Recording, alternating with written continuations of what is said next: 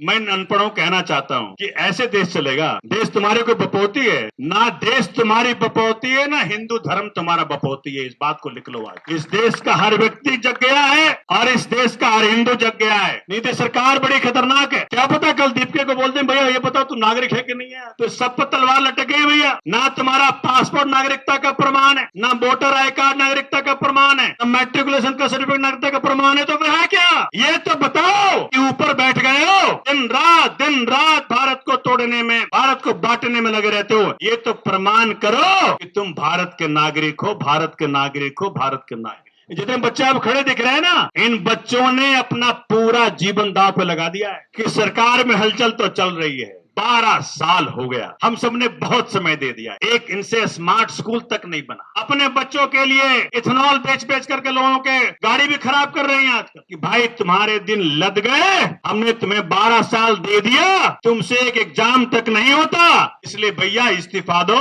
और वो जो कहते फिरते थे ना कि हम थैला लेके चले जाएंगे, थैला लेके निकल लो बाबूजी, क्या करोगे? पड़ता है उन माओं से पूछो जो बच्चों के ऊपर पूरी रात गुजार देती है पढ़ाने के लिए। इसलिए मैं आज आप सबसे अपील करने आया हूं, जो आदमी यहां पे आए हैं, जहां तक मेरी बात आवाज पहुंच रही है, सभी अपने अपने फोन से जितने लोगों को फोन कर सकते हैं, बोलो भाई देश के लिए आ जाओ। ये बच्चे अपने लिए थोड़ी यहां पे आए हुए हैं। सोनम वांगचुक जी लेह लद्दाख से यहां पे आए हुए हैं। सोचिए, आज का गांधी, आज का भगत सिंह यहां पे आए हुए। इसलिए देखो, कहना आसान है, एक वक्त का खाना ना मिले घर में तो कोहराम मचा देते हो। गलत तो नहीं कह रहा, मुझे बताओ, गलत तो नहीं कह रहा? मैं देख रहा था आप लोगों को, चूंकि मुझे लगता था कि राजनीतिक व्यक्ति ना जाए तो बेहतर है, चूंकि आप लोग एक पर्पस के लिए निकले हो। फिर मुझे लगा कि भाई बच्चों को साथ देना बहुत जरूरी है। नीति सरकार बड़ी खतरनाक है। ये सरकार देखेगी भैया यहां पे संसद वाला कोई यहां पे साथ नहीं आता, क्या बिगाड़ लेंगे? विधानसभा वालों को साथ नहीं आता, क्या बिगाड़ लेंगे ये? तो जब संजय सिंह जी आए, जब यहां पे गरजे, जब पूरे हिंदुस्तान तक बात पहुंची, तो मुझे लगा कि मैं भी चलूं भैया, मैं भी हुआ हूं। क्योंकि देखिए, मन तो अंदर से कर रहा था, दिल तो अंदर से कर रहा था बच्चों के साथ खड़ा हूं, लेकिन चूंकि राजनीतिक व्यक्ति हूं, मैं चाहता नहीं था कि इन बच्चों पे किसी पार्टी का किसी प्रकार से कोई दोषारोपण लगे। लेकिन अब यह वक्त आ गया है, क्योंकि हम सब पहले हिंदुस्तानी हैं, हम सब पहले हिंदुस्तानी हैं, हम इस देश के नागरिक हैं। और नागरिक पे मुझे याद आया, आजकल नागरिकता भी मुसीबत में आ गई। सुना आपने कि नहीं? क्या पता कल दीपिका को बोलते हैं भैया ये बताओ तू नागरिक है कि नहीं है। बेचारा अमेरिका से आया है, सब कुछ छोड़ छाड़ के आया है। जितने बच्चे अब खड़े दिख रहे हैं ना, इन बच्चों ने अपना पूरा जीवन दांव पे लगा दिया है। अपनी पढ़ाई लिखाई, नौकरी चाकरी सब छोड़ करके यहां पे आकर के 43 डिग्री 44 डिग्री में बैठना, बैठ करके देखो तब मालूम पड़ता है। 1 घंटा में पसीने निकल जाते हैं, फिर कहते हैं भैया चलो।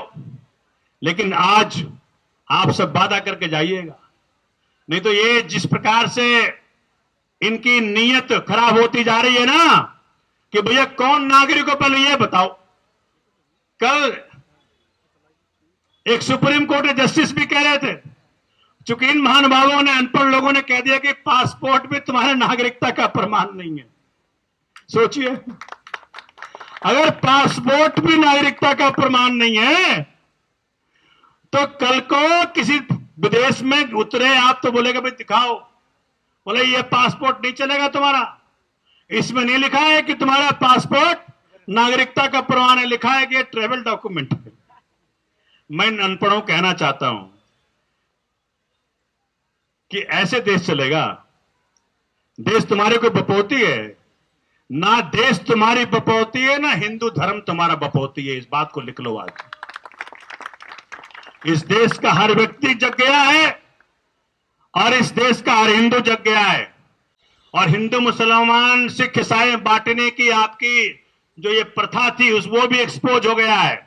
अब इस देश का हर व्यक्ति, इस जंतर मंतर पे आए हर व्यक्ति इस देश को लेके कमिटेड है और अपने हकों को मनवाना ये जानता है। तो सब लोग इस बात को लेकर के आश्वस्त रहें कि सरकार में हलचल तो चल रही है। मुझे किसी मित्रों ने बताया कि भाई ये तुम्हारे कॉकरोच जनता पार्टी वाले लोगों ने कुछ तो हंगामा किया है, बहुत जल्द शायद आप लोगों को सूचना मिले कि भाई जिसका इस्तीफा तुम मांग रहे थे शायद आपके हाथों में या आपके खबरों में पहुंचने वाला होगा। ये भी बता दूं मैं आपको अंदर की बात, क्योंकि देखो इस नौजवानों से को पंगा नहीं लेना चाहता। अगर नौजवान अपने पे आ जाए ना, अब ये प्लेटफॉर्म मिल तो गया सब नौजवानों को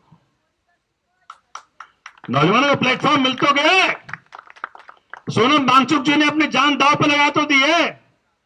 तो सभी नौजवान इस देश के अंदर जहां कहीं तक मेरी बात पहुंच रही हो नहीं पहुंच रही तो पहुंचा दीजिएगा और सबको बताइएगा भाई कहीं का भी हो, लेह लद्दाख से लक्षद्वीप तक और पश्चिम बंगाल, मणिपुर, नॉर्थ ईस्ट से लेकर के गुजरात तक सभी लोग जग जाओ, जग जाओ, जग जाओ, जग जाओ, जग जाओ, नहीं तो कल को तुम्हारे घर पहुंचेंगे बोले तू नागरिक भी नहीं है, चलो यहां से। तो हमने पूछा भाई ये बताओ नागरिक होने का प्रमाण क्या है?